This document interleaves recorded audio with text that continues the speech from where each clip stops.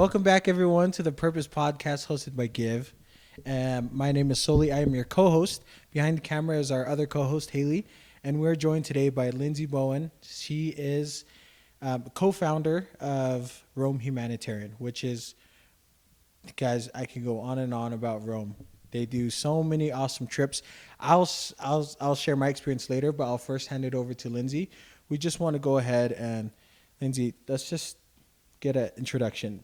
You know, where you guys are from, where the idea came from, and then what inspired Rome, and then we can dive into these questions later. But let's just get a little bit more about you. Okay, so my husband and I, my husband Justin and myself, we live in Heber Valley, Utah, and we have had a bunch of travel companies for a lot of years. We've had a youth travel company for over 10 years.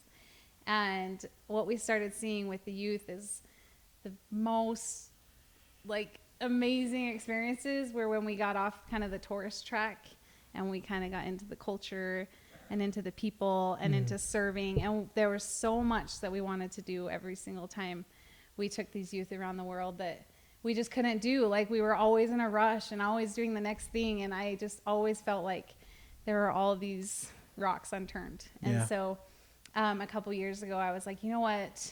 I'm going to really start focusing on these humanitarian projects because we just meet the most beautiful people around the world. And so we started Roam Humanitarian. And the thing that we're really, really good at, that we've really dialed in on in our professional life, is giving people experiences throughout the world that are just kind of something that would be really hard for them to create on their own. And so we kind of tied in that humanitarian part. And so we do these trips for families, and kids 8 and older can come, adults can come by themselves. Lots of parents will come with like 1 or 2 teenagers. So it's like this whole mix of people. We'll get, like you guys who are in your 20s and just coming as college kids. So it's this awesome mix, and we kind of become one family. And we're in 6 countries now, and we do these trips where we really, really dive into these beautiful projects with the people. We get into the culture, and we always make sure that we do like fun things to get to know the country too. Yeah. So our goal is that when you leave a humanitarian trip, you're different because you experience something really special, but also that you know that country and you feel like you know those people, and it's like a part of you. That, like, how you feel about the DR is like how I hope every roamer feels when they leave a trip about the country that they were in, you know? Well, you've done a great job because, Dominican Republic that's going to be in my heart forever. I loved it. It was such a good experience. So you've done a lot of travel trips. You said you kind of started off doing a travel company prior to Rome. Was that, I know you did youth trips like Illuminate. Was that the one, and you're still continuing it, or was there something separate? Yeah, so we did Illuminate trips, and it was for youth. And we would get so many parents who would want to come, and we were always like, sorry, we reserve all this space for the kids. So that was every summer. So for 11 weeks in the summer, that's why Justin's not here today. He's on Illuminate with 42 teenagers right now. So we take them across the country on a trip to kind of get to know our church's history. And then we also go around the world. So this summer we'll take 250 teenagers to Australia, Greece, Croatia, France, Switzerland, Italy, and 8,000 miles around the United States. That's a lot of work. So much work. Is it just you planning the itinerary for the most part? Yeah. Justin is the itinerary genius. He is so good at itineraries. I'm very organized. I'm really good at the projects, figuring out what the people need. So we plan them all. We finally are starting to get a team around us that are helping with logistics. But it's so much work. Man, so when you go out on these trips, like for example, 250 kids, are you going out with any other adults that are going to help manage or chaperones, I guess you could say? Yeah, so we cap each trip about 40 kids, and then we usually have 1 to 10. So one adult to 10 kids. So we'll have 5 or so chaperones on each trip. Amazing. Yeah. So you're in 6 countries. You've done a lot of trips, but I want to get your take. I know you may not have an answer, but I want to see. What's your favorite area that you've been to? It's so hard because it's like once you've done multiple, you just love it. You just love them so much. But for me, I can honestly say that when I go to Tanzania and I go to Africa, like a part of myself comes alive that I don't feel anywhere else in the world. So I could even be on like a luxurious yacht somewhere with 40 teenagers, and I love that so much, and that's beautiful. But something about being in Africa, oh my gosh, I just love it. I love it so much. Nice. When someone signs up for an Africa for Tanzania trip, I like get so excited for them. Like, you guys don't even know what you just signed on to. You know, like you're never gonna be the same. It's so beautiful. Nice. So. Well, we're excited to go. Yeah, we're excited to have you. It's gonna be fun. We're excited. We're gonna have a good time. And one more kind of off the cuff question. But where did the idea come from? Like just a travel company. Like, how did that start? I mean, you and Justin, I assume, traveled a lot together. Yeah. Justin is a wanderer at heart. I don't know. When I married him, I was kind of like, we're going to like have a house, right? Like, we're going to find a place to raise our family, right? Like, I knew when I married him, I was getting into something a little bit crazy. But together, you know, he just always has wanted to see the world. Yeah. In fact, a couple of months ago, he woke up and he was like, you know what I just realized? I went to all 7 continents in the last 6 months. And I was like, do you know people don't do that? Like, because he hit Antarctica. And so that like hit him over the edge of hitting all 7. But so he always wanted to travel. Yeah. And he became a travel photographer for National Geographic. And he was traveling a ton doing photography. And then he kind of shifted where he was like, you know what? I'm taking all these pictures so that I can bring this place back to my home, you know, and to the people here. And he's like, but when you actually are sitting side by side with someone, that's like the ultimate. Yeah. You know what I mean? Like, Different you can take your experience. photos back and people can feel the emotion from them. But when you're actually with someone side by side, there's nothing better. Yeah. So that was the start of Illuminate. Like, let's really get kids let's give them these experiences where, I mean, we've like paraglided off the French Alps. And I mean, we've done these crazy things with teenagers. And it's all to give them these experiences of like something that's so over the top and that they just wouldn't do again. Yeah. So we've really shifted that into Roam too, where it's like, it's so hard to travel and find like a service, like find ways to do service. Yeah. I think it's so hard because I always tried with my kids, like, we're here in this place. I know it's a low income country or third world country. Like, how do I serve these people and love these people and like leave a mark for good? And so I just feel like Roam has really taken everything we learned with Illuminate and our love for travel and made it to where we're giving the opportunity for people to make a huge difference and impact in these countries. That's cool. That's amazing. Well, it's worked because I told my wife's been on a few humanitarian trips in high school, and I told her growing up, like my family, sometimes they get pricey. And like, I come from a family of 7 kids, the youngest. And so at one point we're all living under the same roof. It's not like the cheapest thing, especially when a lot are like boys. We eat a lot. You gotta, parents have to pay bills. So, but I never had the opportunity to go on a humanitarian trip until the DR. That was my very first one. Yeah. And I was just super grateful. I've always wanted to go, and it's fun. Yeah. I still have lifelong friends, even from our group. Like, we're friends on Facebook, Instagram, and we'll talk here and there. So it was amazing. I love it. If for all of our listeners and viewers, you know, roamhumanitarian.org, check them out. I highly recommend that you go on a trip because it'll change your life for real. So thank you, Lindsay. Introduction. That was awesome. So we have a few questions we want to ask you. Being the Purpose Podcast, the main goal is we want to understand, you know, what gave you purpose, what your purpose is, and you've already explained that a little bit, but we're going to dive deep into it. So our first question to you is, what does purpose mean to you, and why is it important in your life? So to me, purpose is finding something that gives you like the butterflies in your belly. Like, when you know you're doing what you were created to do, that's like, you don't get that very often, you know? I felt like that when I became a mother. Like, there's a few times in my life that I was like, this is my purpose.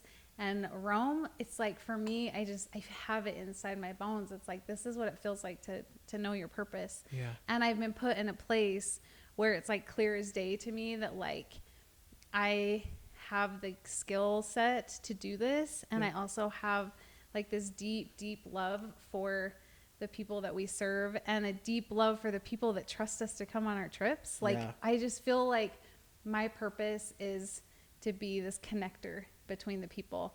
Like, we have all these people here in the United States who want to do good and serve, and then we have all these beautiful people around the world who need help.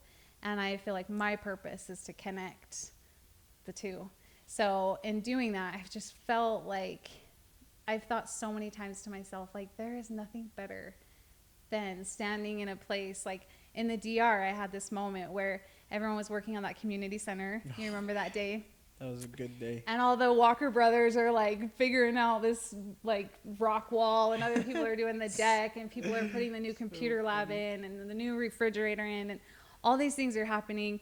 And I was just pushing this little girl on the swing. Yeah. And I was like, see, this is it. Like, we're doing this project that now so many kids in this community are going to benefit from, this safe haven to learn and to have a safe place to do all these things that they want to do. And our friends get to provide it for them, you know? Yeah. And it's like those moments where you just feel like the whole world has come, the universe has come together. I feel like that's purpose. Yeah. You know? I love it. No, that's true. And that's from like a personal end on your end, as I would say, like the givee or the giver. That's kind of what you feel. But even on the given side, I remember like you bringing up the center. I remember there was a Christmas when I was like 5. I think one of my dad's coworkers came dressed as Santa, and like a bunch of elves came, and it was similar. I can imagine that I felt the same way that the kids in the DR when we were setting up the whole stuff. I feel like it was the same experience. And the thing is, I still remember it to this day.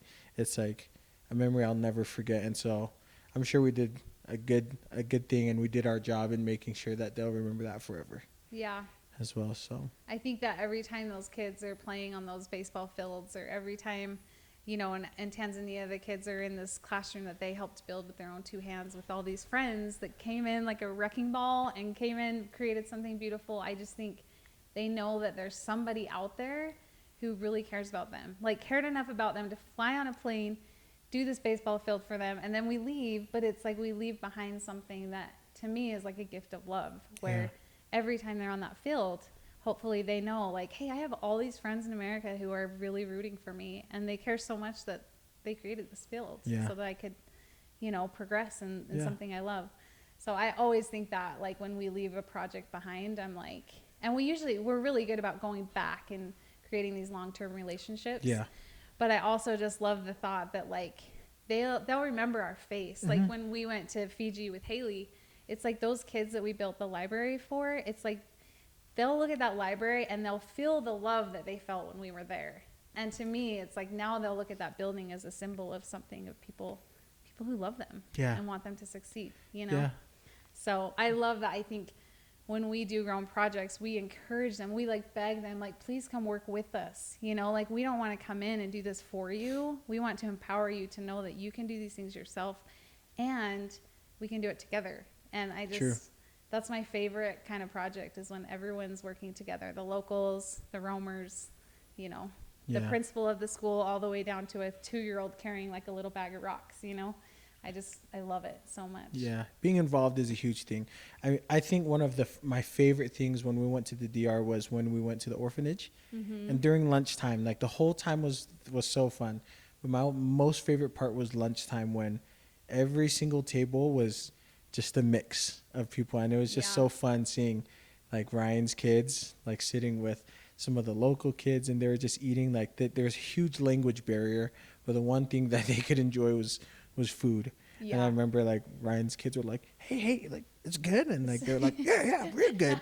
We're not gonna die, right? I was like, but it was just like a moment where I was like, man, these are people from polar opposite sides of living, and like for one moment, you know, they could come together and just feel happy. I had to take a moment from that moment, because like there's like kids who was my son's age, and I was like, oh man, like, you know, super grateful. But it makes you want to do more. Yeah, always. So I think that's something too that I've learned is, and we always tell our roamers when they come, there's so much to be done in the world, and there's so much need and so much poverty and so much sickness and so much sadness, and it can feel like crushing to where it almost takes the joy out of serving because it just feels so heavy. Yeah. And so we really try to emphasize, like, what we did today mattered to that child, and it mattered to that teacher, and it mattered to that group of kids, and you can't take that away. Like, that mattered. And so yes, you can look around the world and see, like, oh, you didn't, there's so much to be done, it didn't matter. And it's like, no, it mattered to that kid, and like those kids will remember feeling loved. And so I always am reminding myself that, especially in some of the third world countries that are like Tanzania, that's so poverty, so much poverty. They don't have water, like things that you're like, how could this be happening still? Yeah. And then you just realize, like, you know what, but I'm doing something.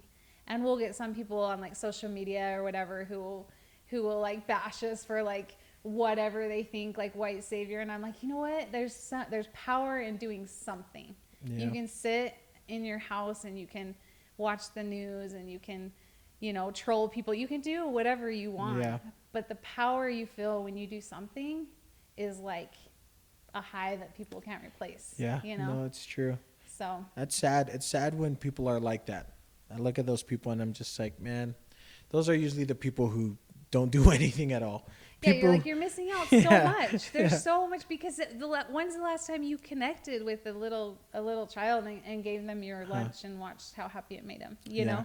So I just feel like there's so much beauty in doing something, and I think that's how you have to be, because you're never, especially, Roam Humanitarian, we're a small organization. We're not going to affect the entire world, but I think our ripple is pretty big and pretty beautiful. No, and it's just by doing something. All the little things add up to a lot of big things. So that's kind of how we live our lives, because otherwise it's too daunting. It's like, we can't do it. It's too much. It's too heavy. Yeah.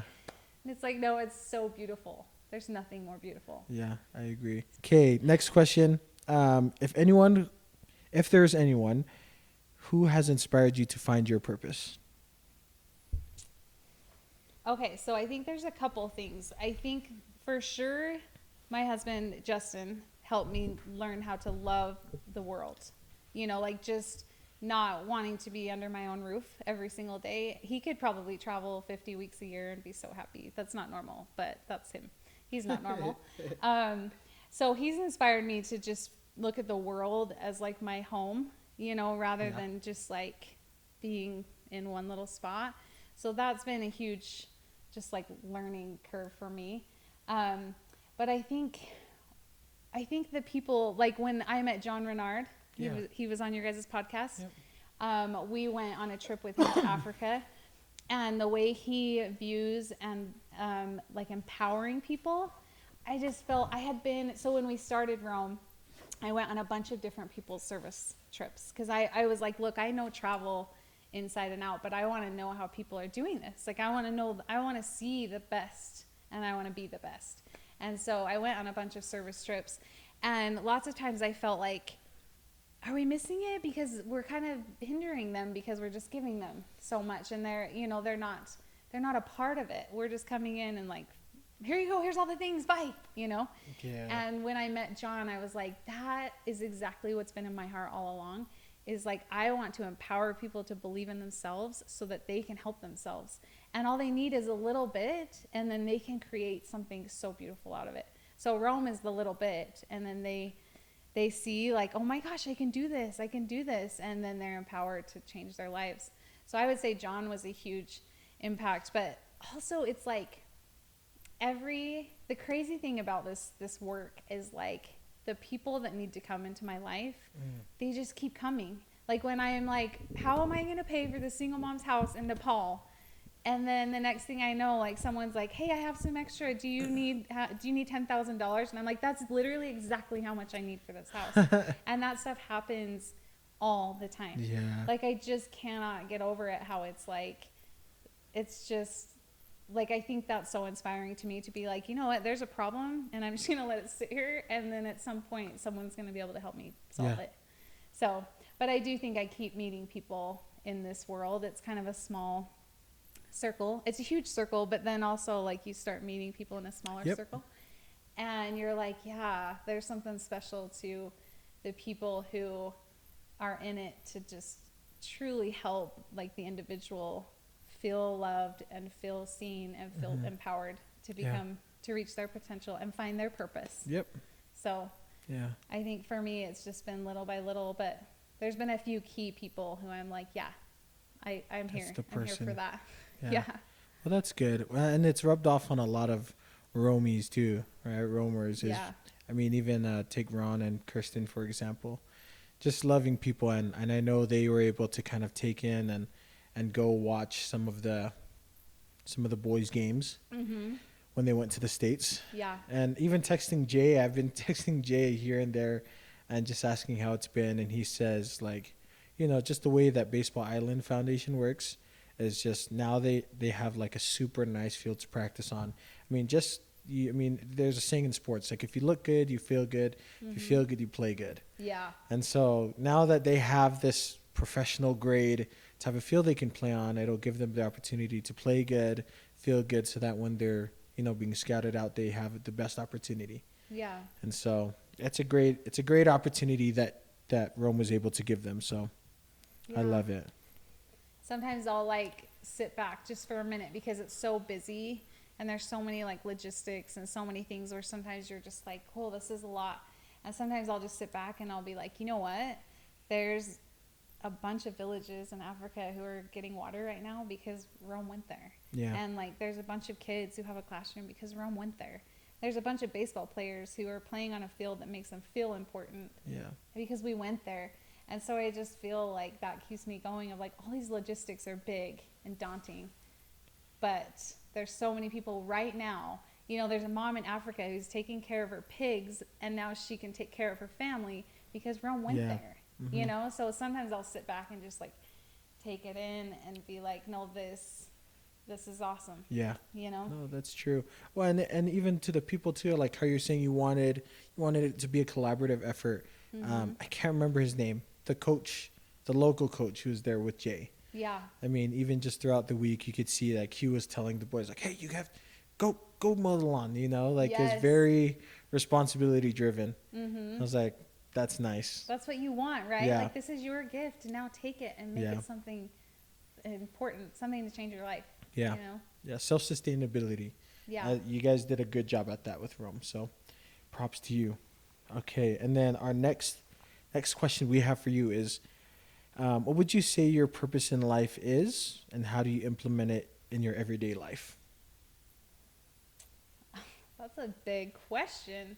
I think pertaining to Rome, my purpose in life is to connect the privilege and the beautiful life that I've been given to the people who are less fortunate in other countries. I think I just have found so much like purpose in myself of being like, I've been put in this exact place to be able to connect.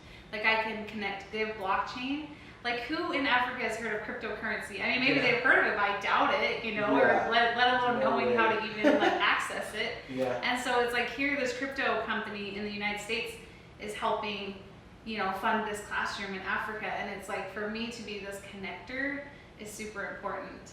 And I feel like every single time someone comes on a Rome trip and they are changed by it, and every time we do a project and those people are changed by it, it's like that was my purpose, was to be this connector of the two, to really help them have these experiences that make their lives better and more beautiful. Yeah, it's amazing. Do you have any maybe significant stories from like any trips or just any everyday life that you've kind of seen that play out? Oh, absolutely. So I have so many. Just barely, we were in Tanzania and we were in a village, and there was this little boy who he couldn't walk, and he just laid sedentary on his bed. And his mom would kind of peek out the window. We were building a couple of classrooms on their local school, and we started talking to her, and the principal of the school was like, yeah, she has a son, but he's not mobile. And I was like, well, what's wrong? And he's like, he needs braces to be able to walk. And so there was someone on the trip who I knew who had the funds. That's what's really great, is as this connector, I'm like, well, I know this person has some extra that they would love to share. So I brought him over, and within just like 30 minutes, we had figured out how to get him his braces, how to get him therapy, and how to get his mom. His mom couldn't afford the therapy, and we figured out it was like $50 a year for him to go to therapy. Oh my gosh. And so we figured out, we were like, well, what would you like to do? Like, how do you want to provide for him? What's your biggest dream? And she was like, I'm really good at raising pigs. Like, I had pigs when I was little, and it actually makes a lot of money because she can sell them. And so we were like, well, what does that look like? And so we came back 3 days later. We were like, hey, you figure out a business plan. We'll come back in 3 days, and you tell us what you want your business to look like. So we came back, and she had all the numbers and all the things figured out and how much it was going to take to start this pig farm. And it's like, because this man on the trip was so generous, him and his wife, and then she wanted it so much. All she wanted to do was provide for her son, and then to connect them together, where he funded her pig farm, and now she has all these pigs, and she's able to provide for him. And she sends me photos of him going to therapy, and it's just like that mattered to that family. And I tell myself all the time that mattered. So we have so many stories like that. I mean, it's just a beautiful thing to get on that one-on-one level where you know, like, you made a difference. It's not about like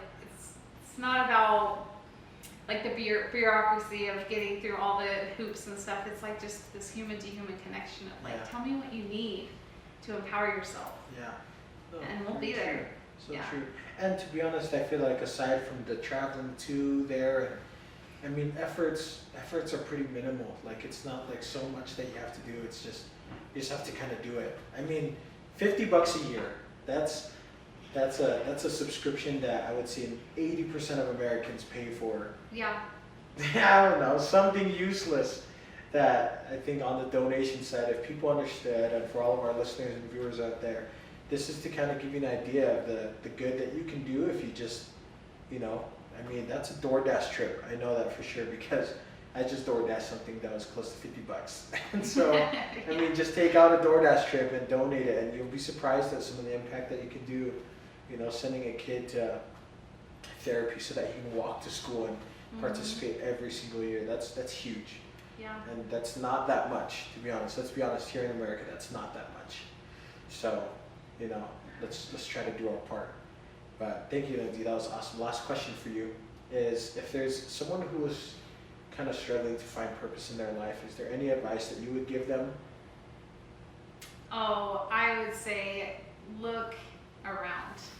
Look and find people who you can smile at, people who you can talk to, people who might, you know, need someone to sit down by them on the curb, and you can be like, you know what, my life sucks so bad right now too.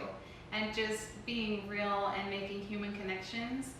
I think, you know, if you're struggling, you need people. And I'm a people person. I love people so much. So for me, it's like whenever I'm down or I'm trying to find purpose, it's like look around and see where I can be of use and see where I can make a difference. Yeah. And it doesn't have to be in Africa. I think I get that a lot, you know, like people are like, oh, that's so amazing. You go there and you go there. And it's like, yes. It's so beautiful. I pinch myself that this is my life. But at the same time, like, look at your neighbor, look at your friend, look at the person in front of you in the grocery line, you know, the one who's struggling with all the kids. I just feel like there's a power to service that we don't tap into. I think we might just lay there and say, I'm depressed. But when you take your vision and you put it outward, it's like then you start feeling like, either you start feeling like, oh my gosh, my life's actually really beautiful, and start seeing the things you can be grateful for. Yeah. Or you make a human connection where you're like, we're in this together. Like our life's hard, and your life's hard, and we can be there together. Yeah. So I would just say, take your vision off yourself and look outward. Yeah. You don't have to go across the world to do it.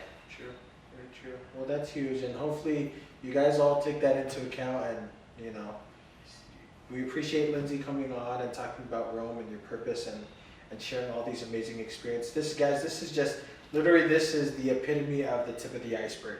We only have so much time that we spend on our podcast and on Spotify, on our YouTube, but there's way more beneath the surface of what, you know, Roam is, what Give does, and you know, this whole industry of just trying to serve people and making sure that the world is a better place.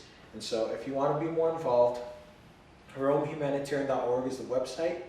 Instagram handle, all the social media links. We'll drop them below so that you can go and follow Roam, learn how you can make an impact. We'll drop Give link below as well. And before we sign off, Lindsay, is there anything else that you'd like to say to our viewers and our listeners? I just like to say that the world is a beautiful place and people are beautiful, and your life can be so much better if you just find the people that need you, and that just one makes all the difference. Don't be overwhelmed. Just find one person that needs you. Awesome. Thank you. We'll see you guys next time.